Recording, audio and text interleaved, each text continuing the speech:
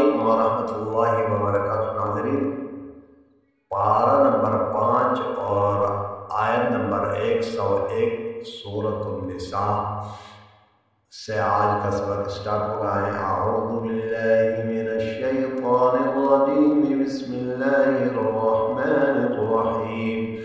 व इज़ा कुन्त फ़ीहिम फ़अक़म्त लहुमुस्सलाता फ़लतक़ुम ताइफ़तुम मिनहुम मअक वलयअख़ुज़ू अस्लिहतहुम फ़इज़ा सजदू फ़लयकूनू मिन वराइकुम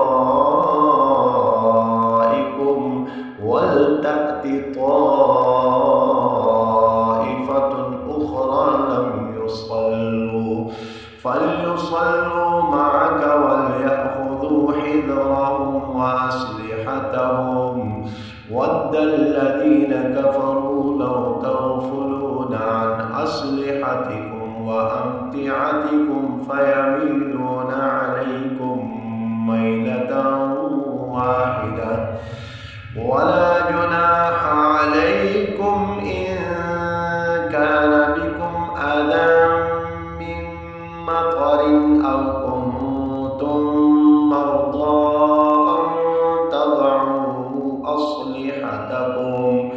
وخذوا حذركم إن الله أعد للكافرين عذابا مهينا فإذا قضيتم الصلاة فاذكروا الله قياما وقعودا وعلى جنوبكم فإذا اطمأننتم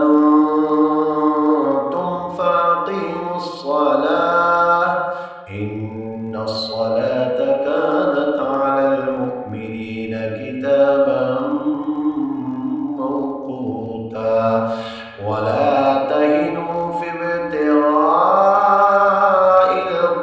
القوم إن تكونوا تعلمون فإنهم يعلمون كما تعلمون وترجون من الله ما لا يرجون وكان الله عليما حكيما إنا أنزلنا إليك الكتاب بالحق لتحكم بين الناس بما أراك الله ولا تكن